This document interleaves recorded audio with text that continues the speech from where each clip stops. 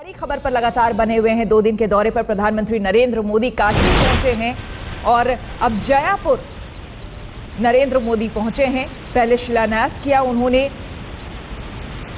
और उसके बाद जयपुर गांव जिसे उन्होंने गोद लिया है। आज उन्होंने औपचारिक तौर पर गोद लेना है जयपुर गांव को, जहां पर वो पहुंचे हैं। तैयारियां जोरों पर, उत्साह लोगों में बहुत ज्यादा।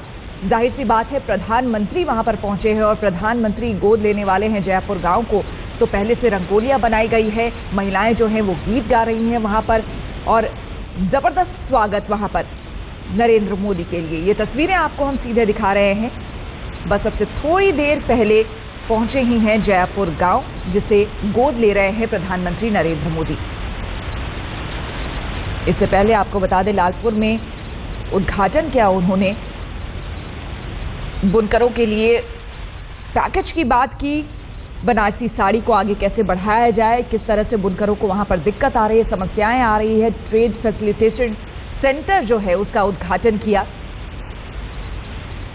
और बढ़ावा देना, किस तरह से बनारसी साड़ी को लेकर बुनकरों को जो समस्या आ रही है वहां पर उसे दूर करने की बात की। और उन्होंने कहा कि हर पिता का सपना होता है कि अपनी बेटी को शादी में वो बनारसी साड़ी में देखे, इसीलिए आप अपने बच्चों को भी जोड़े और जिस किसी भी तरह की दिक्कत आ रही है उसे दूर करने की बात की।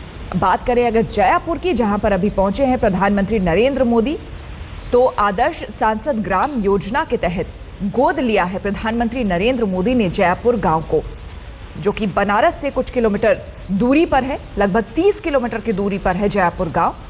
उसे गोद लिया है प्रधानमंत्री नरेंद्र मोदी ने। और जो कुछ भी योजनाएं प्रधानमंत्री ने अभी तक शुरू की है वो सभी योजनाएं वहां पर दिखनी कुछ दिनों पहले से शुरू हो गई। जैसे कि बैंक खातों में लोगों ने अपना खाता खोलना बैंक में शुरू कर दिया। वहां पर साफ सफाई, जो स्वच्छता मिशन प्रधानमंत्री नरेंद्र मोदी ने 2 अक्टूबर को शुरुआत की थी, वो भी वहां पर उसकी झलक दिखी।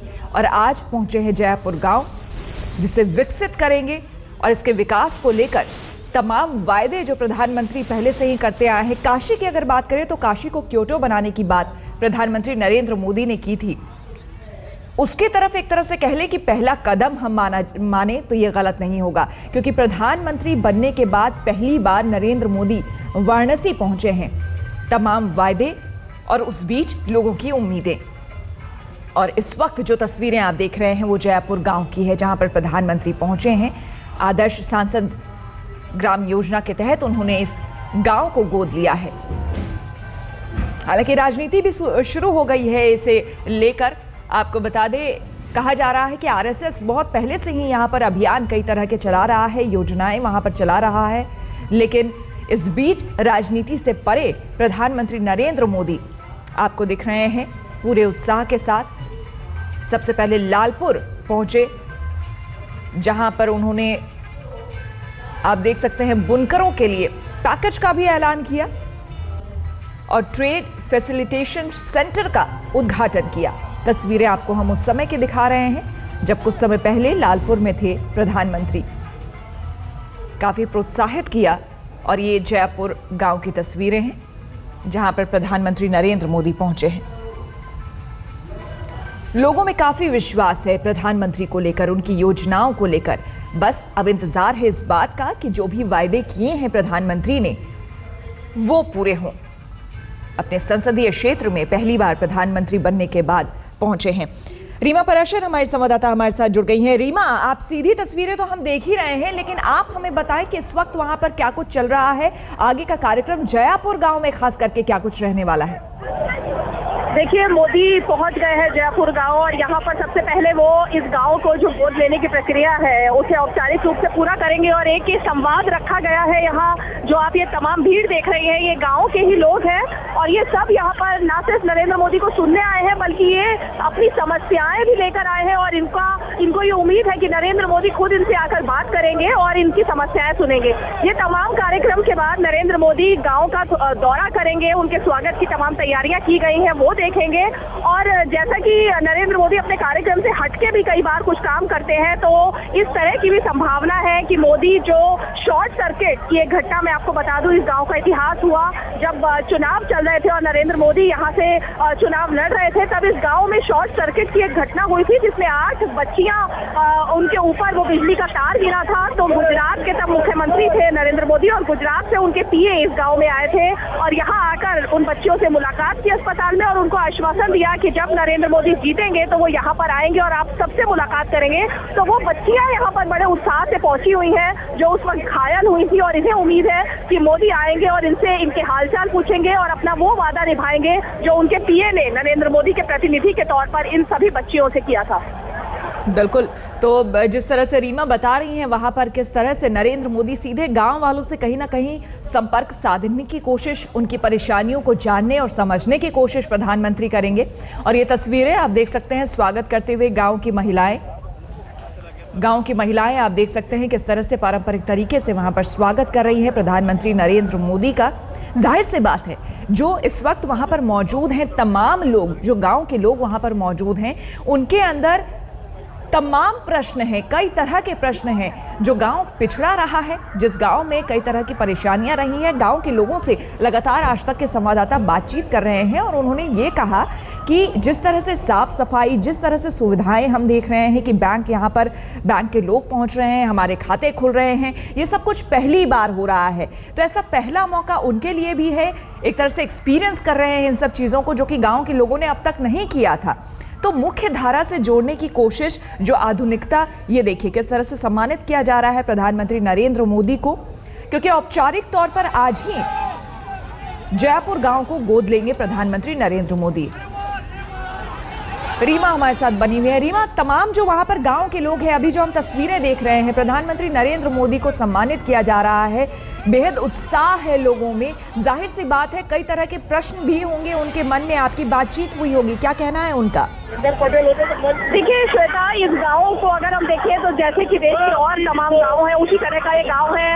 इसे हम अति पिछड़ा गांव की श्रेणी में भी रख सकते हैं क्योंकि यहाँ पर जो बुनियादी सुविधाएं हैं, खाने पीने से लेकर पानी, स्वच्छ पानी का अभाव है। पीने के लिए लोगों को कुएं से पानी निकालना पड़ता है और वही पानी यहाँ पर पी रहे हैं। बच्चियों के लिए यहाँ पे शिक्षा की व्यवस्था नहीं है, स्कूल नहीं है इस गाँव में और स्कूल के लिए भी उन्हें 30 से 35 किलोमीटर का लंबा सफर तय करके जाना पड़ता है। तो ये जो मूलभूत सुविधाएं हैं, लोगों की उम्मीद भी बहुत छोटी है यहाँ पर प्रधानमंत्री से। उनका कहना है कि बड़ी बातें तो हम नहीं चाहते हैं, कम से कम ये जो छोटी चीजें हैं, जो बेसिक चीजें हैं, वही प्रधानमंत्री हम तक पहुँचा दें तो ये मानेंगे कि प्रधानमंत्री ने इस गाँव का विकास भी किया और उद्धार भी किया।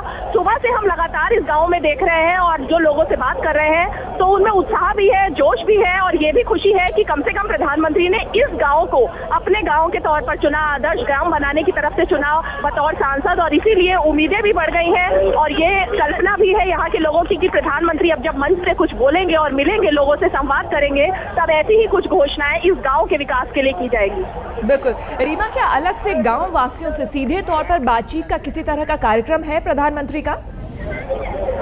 देखिए, ये इस वक्त जो कार्यक्रम श्वेता चल रहा है, इसे भी संवाद कार्यक्रम का ही नाम दिया गया है कि सांसद आदर्श ग्राम जयपुर को जब गोद लेंगे प्रधानमंत्री तो उसके बाद संवाद करेंगे यहाँ पर ग्रामीणों से, यहाँ के गांव वालों से। लेकिन इस वक्त जो डिस्टेंस दिखाई दे रहा है उससे तो लग रहा है कि एक मंच वाला ही कार्यक्रम लग रहा है जिसमें प्रधानमंत्री भाषण देंगे। लेकिन कई बार हमने देखा है छोटे छोटे कार्यक्रमों में कि प्रधानमंत्री प्रोटोकॉल तोड़ देते हैं और सीधे आके बच्चों से भी मुलाकात करते हैं, लोगों के बीच आकर उनकी बात सुनने लगते हैं। तो यहाँ पर भी हो सकता है कि प्रधानमंत्री अगर प्रोटोकॉल का पालन ना करके सीधे यहाँ पर आ जाए और जो बच्चियां यहाँ पे खड़ी हैं, जो लगातार नरेंद्र मोदी से मिलने की आस लगाए खड़ी हैं, उन सबसे मिलकर, उनकी बातें सुनकर उनकी समस्याओं का हल कुछ देने की कोशिश करें। बिल्कुल। तो गाँव वासियों को, जिस तरह से आप रीमा पराशर हमारे संवाददाता की बात सुन रहे थे कि गांव के लोगों को काफी उम्मीदें हैं और संवाद कार्यक्रम के तौर पर ही इस कार्यक्रम को रखा गया है। अब देखना होगा कि कितनी बातचीत हो पाती है प्रधानमंत्री से, क्योंकि जाहिर सी बात है लोगों के मन में कई सवाल होंगे। हमारे साथ आलोक मेहता जी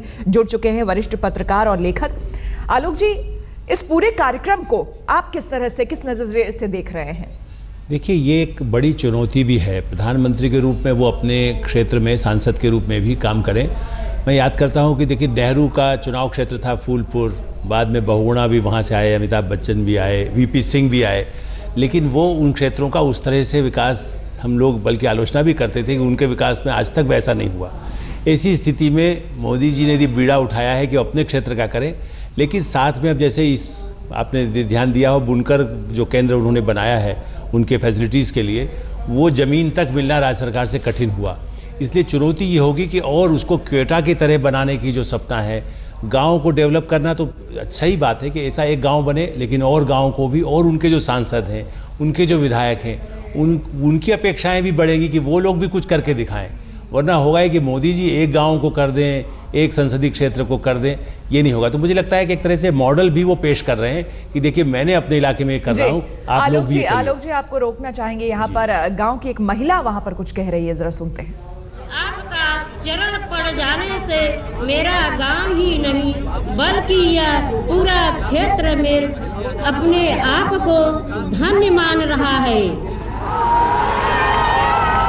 हम लोगों के लिए कितने सौभाग्य की बात है कि हमारा यह जयापुर गांव आज से नरेंद्र मोदी के गांव के रूप में जाना जाएगा। इस मंच के माध्यम से एक बार यहाँ उपस्थित सभी अतिथियों का स्वागत करती हूँ तथा आभार प्रकट करती हूँ कि आप सब लोग यहाँ आए हैं। इन्हीं बातों के साथ मैं अपनी बात खत्म करती हूँ। भारत माता की, भारत माता की जय, भारत माता की जय।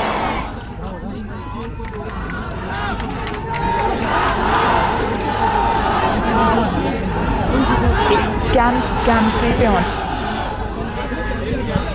मंच पर उपस्थित आदरणीय प्रधानमंत्री जी का और यहाँ इस सभा में आए हुए सभी लोगों का स्वागत करते हुए मैं इस देश के अद्भुत प्रधानमंत्री, जिनके पूरे दुनिया में डंका बज रहा है, ऐसे आदरणीय नरेंद्र भाई मोदी जी को आमंत्रित करता हूं कि इस गांव के लोगों को संबोधित करें। आदरणीय नरेंद्र भाई मोदी जी।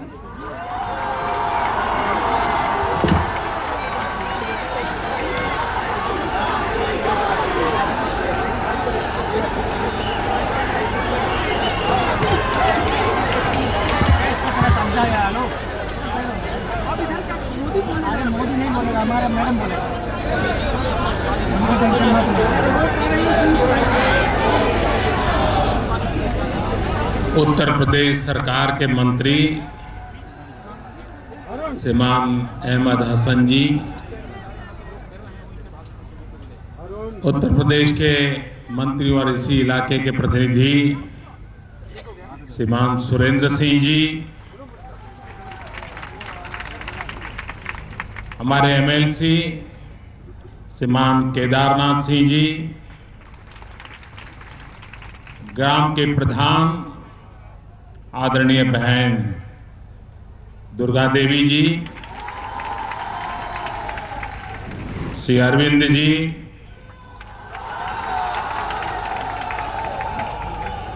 और विशाल संख्या में पधारे हुए जयापुर के प्यारे भाई और बहनों,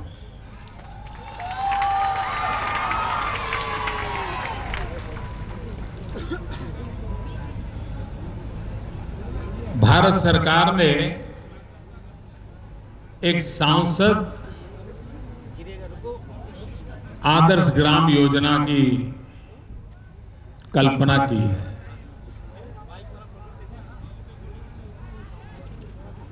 अब मुझे भी एक सांसद के नाते इस आदर्श ग्राम योजना की जिम्मेवारी लेनी थी।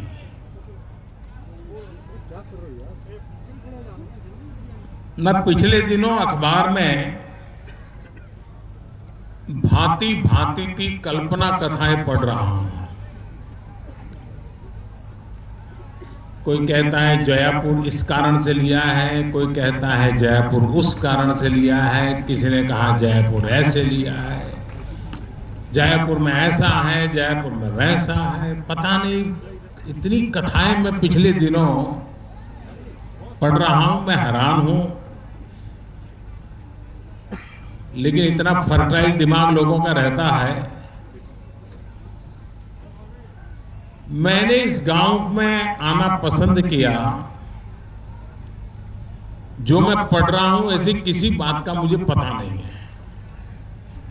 मैंने पसंद किया उसका एक बहुत छोटा सा कारण है, और छोटा कारण यह है कि जब भारतीय जनता पार्टी ने मुझे बनारस में से पार्लियामेंट का चुनाव लड़ने के लिए घोषित किया,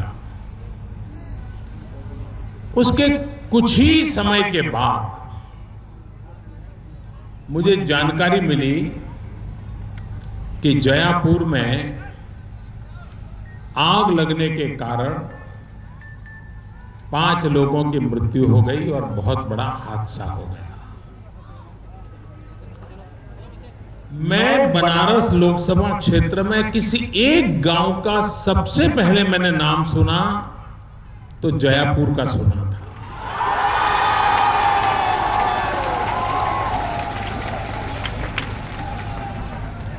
और वो भी एक संकट की घड़ी में सुना था।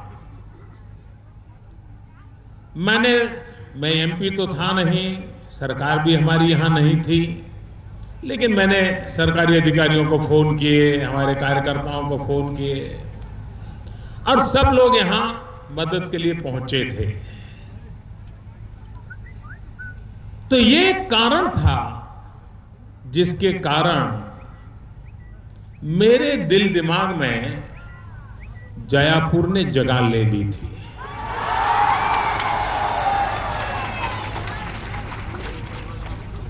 और जिस संबंध का प्रारंभ संकट की घड़ी से होता है, वो संबंध चिरंजीव बन जाता है। यही एक छोटा सा कारण है कि मेरा जयापुर से जुड़ने का एक सौभाग्य बन गया। बाकी जिन्होंने जितनी कथाएं चलाई ये सब गलत है, बेकार है। मैं खुद उन कथाओं को नहीं जानता हूं। अब कुछ लोगों ने लिखा कि प्रधानमंत्री ने गांव को गोद लिया है। इस सांसद आदर्श ग्राम योजना ऐसी है कि हकीकत में कोई सांसद गांव को गोद नहीं ले रहा है, गांव सांसद को गोद ले रहा है।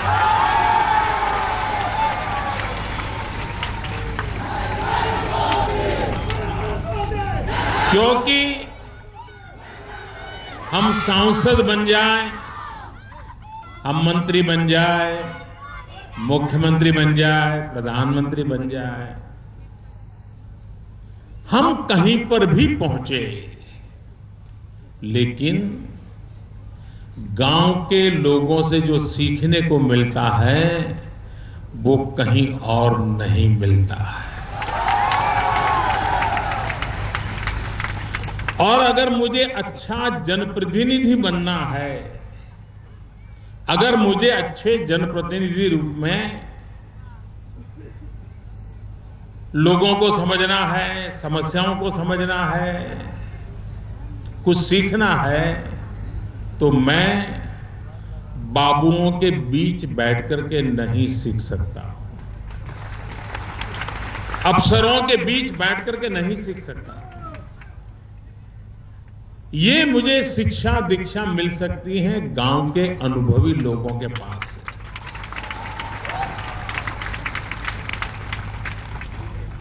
उनके पास स्कूल कॉलेज की डिग्री हो या ना हो, लेकिन उनका अनुभव का तजुर्बा इतना होता है,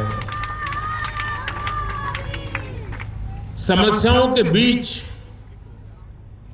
रास्ते खोजने का जो उनका तरीका होता है,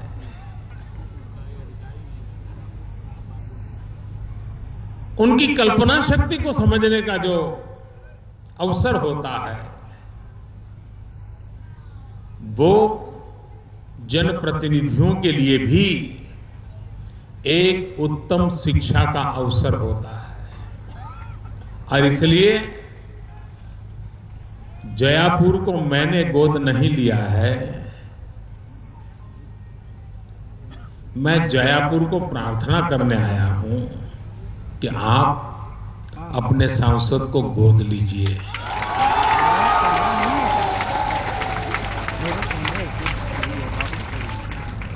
और आपके सांसद को सिखाइए कि भाई गांव की समस्याओं का समाधान कैसे होता है। आजादी के इतने बाद भी इतने वर्ष बीत गए, हमारे गांव की हालत ऐसी क्यों रही? वो सही में रास्ता बताएगा कि देखिए, आपने दिल्ली में कि लखनऊ में बैठ करके जो योजनाएं बनाई हैं, 60 साल तक बनाई है, अरबों खरबों रुपया खर्च किया है, अब कुछ हमारी सुनो और जो हम कहें वो करो। एक मैंने रास्ता उल्टा करने का प्रयास किया है और मेरा विश्वास है कि 60 साल तक हम एक ही बात को लेकर के चले, क्योंकि जब आजादी की लड़ाई लड़ते थे तब से हमारे मन में एक बात बैठ गई कि एक बार आजादी आ जाएगी, बस फिर कुछ नहीं करना है, फिर सब अपने आप हो जाएगा। इसी इंतजार में रहे। फिर समय आया, हमें लगने लगा कि भाई सरकार ये नहीं करती, सरकार वो नहीं करते, बाबू ये नहीं करता, टीचर वो नहीं करता, क्यों नहीं करता? तो समाज और सरकार अलग अलग होने लग गई। सरकार एक जगह पे, समाज दूसरी जगह पे, एक बहुत बड़ी खाई हो गई। इसका मतलब यह हुआ कि 60 साल तक हमने जो तौर तरीके अपनाए, जो रास्ते अपनाए, वे ऐसे रास्ते हैं जिसमें कुछ न कुछ कमी नजर आती है। सब कुछ गलत नहीं होगा, सब कुछ बुरा भी नहीं होगा, लेकिन कुछ न कुछ कमी नजर आती है। क्या इस कमी को हम भर सकते हैं? और ये कमी इस बात की है कि ये देश हमारा है, ये गांव हमारा है, ये मोहल्ला हमारा है। क्या हमें अपना गांव, अपना मोहल्ला सबने मिलकर के अच्छा बनाना चाहिए कि नहीं बनाना चाहिए? कहीं एक गड्ढा हो गया हो तो हम किराया खर्च के लखनऊ जाएंगे, लखनऊ जाकर के मेमोरेंडम देंगे कि हमारे गांव का गड्ढा भर दो।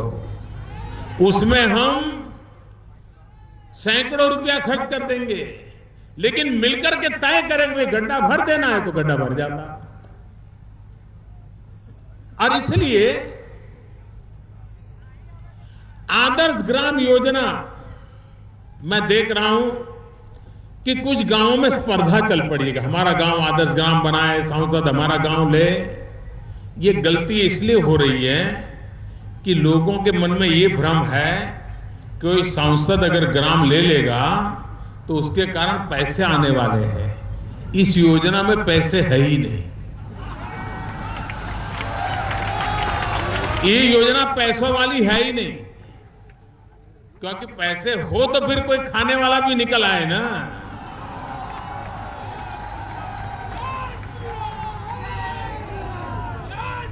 ये योजना ऐसी है कि भाई सरकार की इतनी योजनाएं चल रही हैं, इतने रुपये खर्च हो रहे हैं, गांव के जीवन में बदलाव क्यों नहीं आता है? क्या कारण है? मैंने अभी भारत सरकार के सबसे बड़े जो बाबू है, जो देश एक प्रकार से कारोबार चलाते हैं, उनको दिवाली के निमित्त मेरे यहां चाय के लिए बुलाया था। सब बहुत बड़े बड़े अफसर हैं, बहुत बड़े बड़े बाबू हैं। उनको मिलना भी सामान्य नागरिक के लिए तो बहुत मुश्किल होता है, इतने बड़े लोग हैं। तो मैंने उनको चाय पे बुलाया था। मैंने उनको काम कहा। मैंने कहा देखिए, आप आज इतने बड़े अफसर बन गए हैं, लेकिन जब पहली बार आईएएस अफसर बनकर के आए होंगे तो पहली नौकरी जहां लगी होगी और जहां आपने कम से कम साल भर काम किया होगा, मैंने कहा कि आने वाले दिनों में आप लोग जहां अपने नौकरी की शुरुआत की थी उस गांव में जाओ और अपने बच्चों के साथ जाओ, परिवार को लेकर के जाओ, उनको दिखाओ। आप जब छोटे थे, नए नए आए थे, शादी नहीं हुई थी, नौकरी की शुरुआत थी, कहाँ रहते थे, किस दफ्तर में बैठते थे, कैसी गाड़ी में घूमते थे, उस समय कौन पहचान वाले लोग थे, जरा परिचय कराओ अपने परिवारजनों से। और फिर रात को वहां रुको, कम से कम 3 दिन रुको और रात को सोते समय सोचो कि 30 साल पहले, 25 साल पहले यहां पर आपने नौकरी की होगी, ये गांव आप जैसा छोड़ के गए थे उसमें कुछ बदलाव आया है कि 30-40 साल के बाद? आप तो यहां से यहां पहुंच गए, लेकिन गांव वहां का वहां रह गया। आप खुद जाकर के देखिए, मैंने उनको कहा है खुद जाकर देखिए और अपने परिवार को भी दिखाइए। मैं एक ऐसी जागृति लाना चाहता हूं, एक ऐसी संवेदना पैदा करना चाहता हूं कि हम सोचें, हम भले कितने आगे चले जाएं, लेकिन जिन्होंने हमें आगे भेजा है उनको तो कोई आगे ले जाने का प्रबंध हो।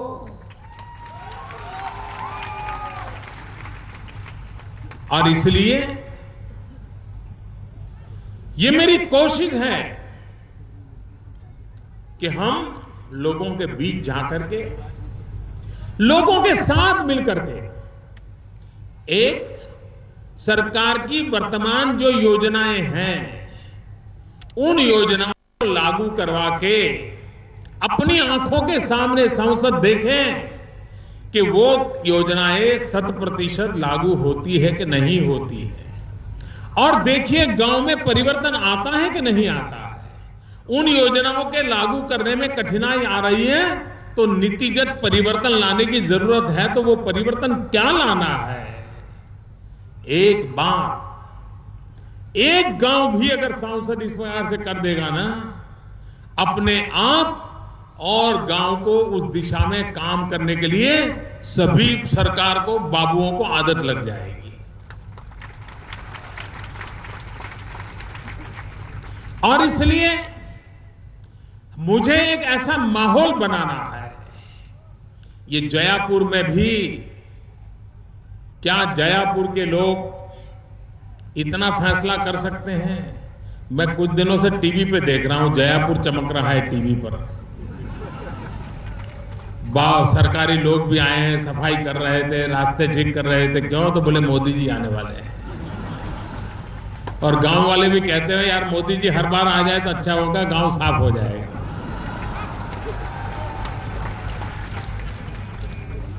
क्या ये सोच सही है? क्या हम नहीं तय कर सकते कि चलो भाई इस निमित्त अब गांव साफ हो गया है, अब मेरा जयापुर गांव का एक एक नागरिक तय करे, हम हमारे गांव को गंदा नहीं होने देंगे। ये आदर्श ग्राम हुई कि नहीं हुई? हुई कि नहीं हुई? करेंगे? आप मुझे बताइए, मैं जयापुर के लोगों को पूछूं कि हमारे इस गांव में सबसे पुराना, सबसे बड़ी उम्र का वृक्ष कौन सा है? कौन सा पेड़ है कौन सा पेड़ है जो सबसे पुराना है, सबसे बूढ़ा है? कभी सोचा है गांव वालों ने? नहीं सोचा होगा। क्या कभी स्कूल के मास्टर जी को लगा कि चलो भाई हम स्कूल के सभी बच्चों को लेकर के उस पेड़ के पास ले जाएं और उनको कहें कि देखिए ये पेड़ 150 साल पुराना है, 200 साल पुराना है, और उसको कहें कि तुम्हारे दादा के दादा थे ना, वो भी इस पेड़ पर खेलते थे, तुम्हारे परिवार के लोग थे ना, वो भी यहां आते थे। उस पेड़ के साथ उसका लगाव होगा। आज किसी गांव को मालूम नहीं होगा कि हमारे गांव का सबसे पुरातन पेड़ कौन सा है, कौन सा वृक्ष सबसे पुरातन है। क्यों? हमें ये चीजों से लगाव नहीं है। हमारे गांव में 100 साल से ऊपर के लोग कितने हैं? 75 साल के ऊपर के कितने लोग हैं? वयोवृद्ध लोग कितने हैं? क्या कभी हमारे गांव के बालकों को इन वृद्ध परिवारों के साथ बिठा करके उनके साथ कोई संवाद का कार्यक्रम किया क्या? कि आप छोटे थे तब क्या करते थे, तब स्कूल था क्या, टीचर आता था क्या, अब खाना पाना कैसे होता था, उस समय ठंड कैसे रहती थी, गर्मी कैसे, कभी किया क्या? ये जो सहज रूप से एक गांव का अपनापन का माहौल होता है, वो धीरे धीरे धीरे सिकुड़ता चला जा रहा है। क्या हम मिलकर के इस माहौल को बदलने की शुरुआत कर सकते हैं क्या? मुझे बताइए, ये अपना जयापुर गांव, उसका जन्मदिन क्या है? मालूम है? नहीं है। कोई तो होगा ना इसका जन्मदिन। कभी तो इस गांव का जन्म हुआ होगा। अगर हमें मालूम नहीं है तो हम जरा खोजें सरकारी दफ्तरों में कि भाई ये जयापुर गांव को सरकारी रिकॉर्ड पर कब आया, ढूंढे। अगर नहीं मिलता है तो हम एक गांव वाले लोग बैठ करके तय करें कि भाई फलानी तारीख को हर वर्ष हम गांव का जन्मदिन मनाएंगे। हम अपना तो जन्मदिन मनाते हैं, कभी ये मेरा गांव जहां मैं पैदा हुआ हूं, मैं बड़ा हुआ हूं, हम मिलकर के गांव का जन्मदिन मनाएं। और उस दिन इस गांव से पढ़ लिख करके जो बाहर गए हैं, रोजी रोटी कमाने बाहर गए हैं, उन सबको भी रहना चाहिए कि भाई अपने गांव का जन्मदिन है, उस दिन तो गांव जाना ही पड़ेगा। सारे गांव से जो बाहर गए हैं उन सबको उस दिन आना ही पड़ेगा। और उस दिन हमारे जो 75, 80, 90 साल की उम्र के जो गांव के एकदम वृद्ध लोग हैं, उनका सम्मान किया जाए। आप मुझे बताइए, जब गांव अपना जन्मदिन मनाएगा तो गांव में सफाई गांव के लोग करेंगे कि नहीं करेंगे? गांव में बदलाव आएगा कि नहीं आएगा? हमारे शहर में रहने वाले लोग हैं, कोई अगर धनी हो गया, पैसे वाला हो गया, वो गांव में आएगा और उसको अगर पता चलेगा कि भाई गांव के अंदर स्कूल में एक पंखा लगाने की जरूरत है, तो पंखा दान में देके जाएगा कि नहीं जाएगा? देखिए, बिना सरकार समाज की शक्ति जागृत करके हम एक आदर्श गांव की दिशा में कैसे बढ़े? अगर हम तय करें कि हमारे गांव में एक भी बच्चा ऐसा नहीं होगा जो खाना खाने से पहले हाथ नहीं धोया होगा। खाना खाने से पहले हमारे गांव का हर बच्चा हाथ धोकर के ही खाना खाएगा। मुझे बताइए, इस काम के लिए सरकार की जरूरत है क्या? और आप जानकर के हैरानी होगी, अभी मैंने एक रिपोर्ट पढ़ी थी अपने एक पड़ोसी देश की। उस रिपोर्ट में लिखा गया था कि उस देश में जो बच्चे मरते हैं, उन मरने वाले बच्चों में 40% बच्चे, यानी अगर 100 बच्चे मरते हैं तो 100 में से 40 बच्चों के मरने का कारण क्या था? एक ही कारण था कि वो भोजन के पहले हाथ धोकर के खाना नहीं खाते थे। हमारा बच्चा हमें कितना प्यारा है, वो बीमार हो जाए तो पूरा घर दुखी हो जाता है। लेकिन कभी एक छोटी बात करने का हम संकल्प कर सकते हैं कि भाई अब जयापुर गांव में कोई बच्चा ऐसा नहीं होगा जो बिना हाथ धोए कोई भी चीज हाथ में लेकर के मुंह में रखेगा। आपको लगेगा ये प्रधानमंत्री है कि कौन है? यही तो गलती हो गई है। हमारे बड़े बड़े लोगों ने इतनी बड़ी बड़ी बातें की जो कभी जमीन पे उतरी ही नहीं। मैं बड़ी बातें करने के लिए पैदा नहीं हुआ हूं, मुझे छोटी छोटी बातों के द्वारा बड़े बड़े काम करने हैं। मैं यहां अपने लोगों से पूछूं, कोई 10वीं कक्षा में पढ़े होंगे, कोई 12वीं पास किए होंगे, कोई ग्रेजुएट होंगे, कोई 50 साल के होंगे, कोई 60 साल के होंगे, कोई 80 साल के होंगे। मैं उनको पूछूं कि जिस स्कूल में आपका बच्चा पढ़ता है, क्या कभी आप उस स्कूल में गए हो? उस स्कूल को देखा है? मास्टर जी आते हैं कि नहीं आते हैं? सफाई होती है कि नहीं होती है? पीने का पानी साफ है कि गंदा है? वहां शौचालय है कि नहीं है? लेबोरेटरी है कि नहीं है? लाइब्रेरी है कि नहीं है? कंप्यूटर है तो चलता है कि नहीं चलता है? कुछ भी कभी जाकर के हमने रुचि ली होगी? किसी ने नहीं ली होगी। पहले दिन बच्चे को छोड़ आए और कह दिया मास्टर जी ये सौंप दिया, अब तुम जानो, उसका नसीब जाने, जो करना है करो। ऐसे चलता है क्या? हम अगर हमारे गांव के स्कूल का अगर हम तय करें कि चलो भाई हर मोहल्ले की कमेटी बनाएं, ये कमेटी के 10 लोग रोज स्कूल जाएंगे, दूसरी कमेटी वाले दूसरे दिन जाएंगे, तीसरी कमेटी वाले तीसरे दिन जाएंगे। हमें बताइए, हमारी स्कूल छोटी सी स्कूल क्यों ना हो, वो फिर एक प्रकार से गांव के अंदर सरस्वती का मंदिर बन जाएगी कि नहीं बन जाएगी? शिक्षा का धाम बन जाएगी कि नहीं बन जाएगी? सरल काम है। मैं कभी कभी गरीब परिवारों को कहता हूं, एक काम करो, आपके परिवार में बेटी का जब जन्म हो उसको एक उत्सव के रूप में मनाना चाहिए। मनाते हैं क्या? कुछ परिवारों में तो बेटी पैदा हुई तो झगड़ा हो जाता है, उस बहू की बेचारी की मुसीबत आ जाती है।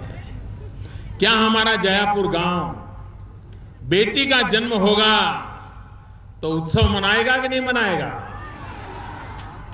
हमारे गांव में लक्ष्मी जी का पदार्पण हो, बेटी लक्ष्मी का स्वरूप है, हम गर्व करेंगे कि नहीं करेंगे गांव के लोग? आज नहीं हो रहा है। आज देखिए, जितने लड़के पैदा होते हैं लड़कियां उससे कम पैदा हो रही है।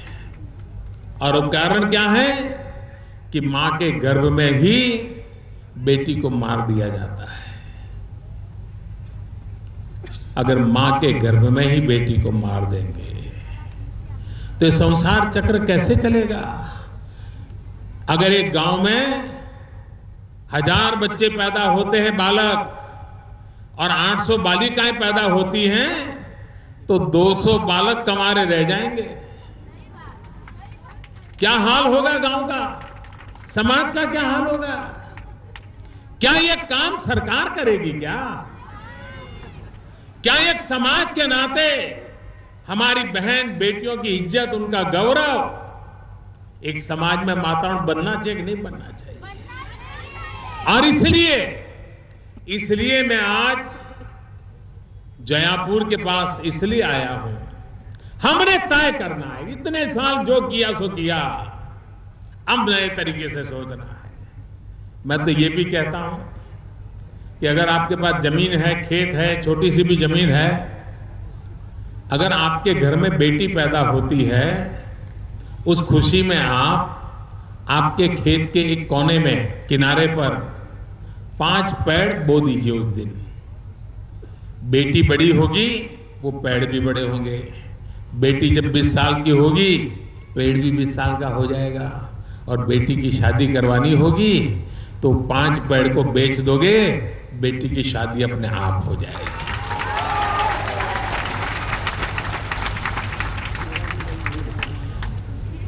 हम लोगों ने मिल करके समाज में व्यवस्था खड़ी करनी है।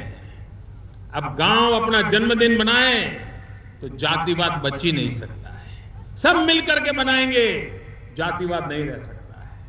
और जातिवाद का जहर गया तो गांव की ताकत इतनी बढ़ जाएगी जिसकी आप कल्पना नहीं कर सकते। और इसलिए ये पूरा आदर्श ग्राम योजना सरकार की योजनाओं को लागू भी करना है, सही तरीके से लागू करना है, सही समय पे लागू करना है, अच्छे तरीके से लागू करना है, अच्छा परिणाम मिले इस प्रकार से लागू करना है, और सांसद का मार्गदर्शन मिले, सांसद गांव को उसमें जुड़ाए। आप देखिए काम की गति बन जाएगी। और एक बार एक गांव में सब सरकारी अफसरों को आदत लगे कि ऐसे काम होता है तो बाकी सब गांवों में भी वैसा ही शुरू हो जाएगा, देर नहीं लग जाएगी। मेरे मन में इस बनारस पूरा विस्तार जो मेरे जिम्मे आया है और एक प्रकार से जिला भी, बहुत कुछ करने का मेरा इरादा है, लेकिन सरकारी तरीके से नहीं करना है, सरकारी खजाने से नहीं करना है। हमें जनता की शक्ति से करना है, जनशक्ति से करना है।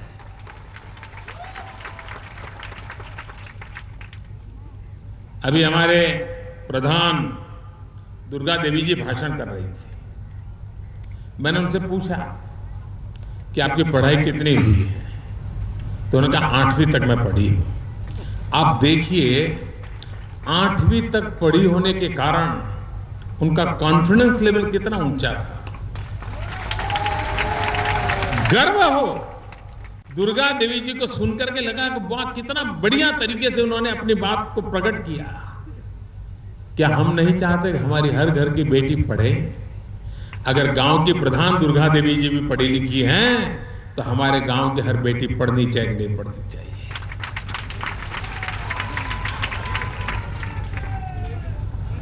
ऐसा क्या कारण हो? अगर पोलियो का खुराक खिलाना है, क्या पोलियो का खुराक खिलाने के लिए भी किसी सरकारी बाबू को आकर के हमें याद दिलाना चाहिए क्या पूरे गांव के अंदर ऐसे नौजवान नहीं होने चाहिए कि जिनका काम हो कि भाई पोलियो का खुराक हर बच्चे को खिलाया जाएगा? क्या कि कभी भी हमारे गांव के अंदर कभी पोलियो आए नहीं, हमारे गांव में कोई बच्चा अपंग न हो। ये काम हम कर सकते हैं कि नहीं कर सकते? पोलियो का खुराक तो सरकार आएगी लेकर के, लेकिन सरकार तक ले जाना बालकों को एक समाज के नाते हम दायित्व उठा सकते हैं कि नहीं उठा सकते? मैं आप लोगों के बीच रह करके, मैंने पिछले दिनों हमारे पार्टी के कार्यकर्ताओं के माध्यम से, यहाँ के अफसरों के माध्यम से यहाँ की कई समस्याओं के विषय में जानकारी ली है।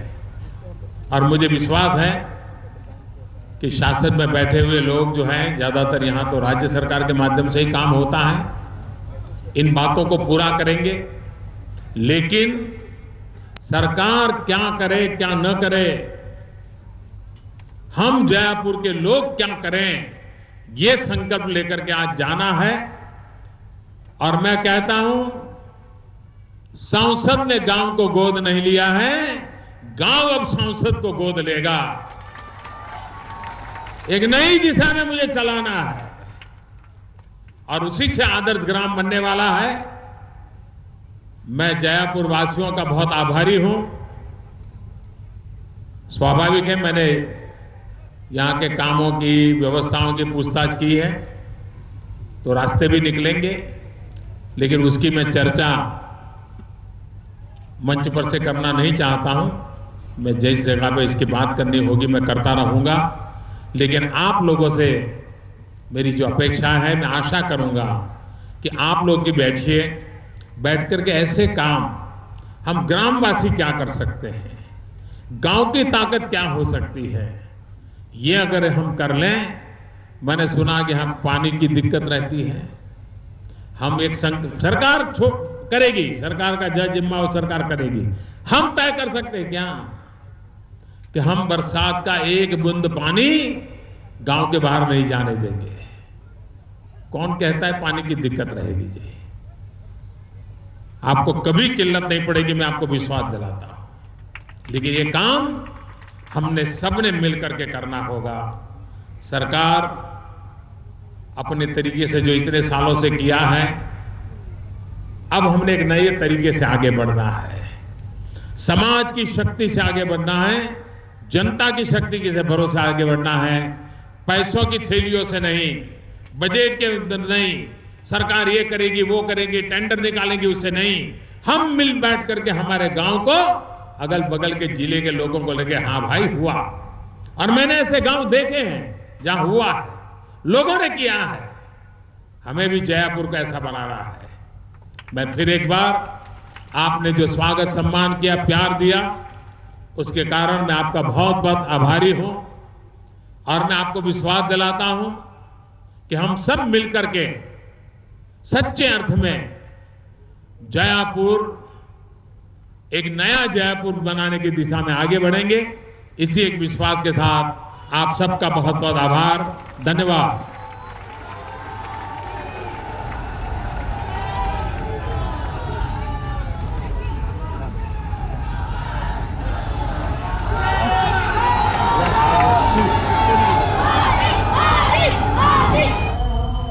तो कन्या भ्रूण हत्या रोकने से लेकर के लड़कियों की शिक्षा, जो बेटी हैं वहां पर उनकी शिक्षा को लेकर जो बात कही प्रधानमंत्री मोदी ने, वो काफी अहम थी। एक आदर्श गांव कैसे बने, इसको लेकर छोटी छोटी कई अहम बातें उन्होंने कही और लोगों को समझाने की कोशिश की कि कितनी जरूरी है ये बातें, और इसमें सरकार को दखल देने की जरूरत नहीं है, उनकी मदद की भी जरूरत नहीं है।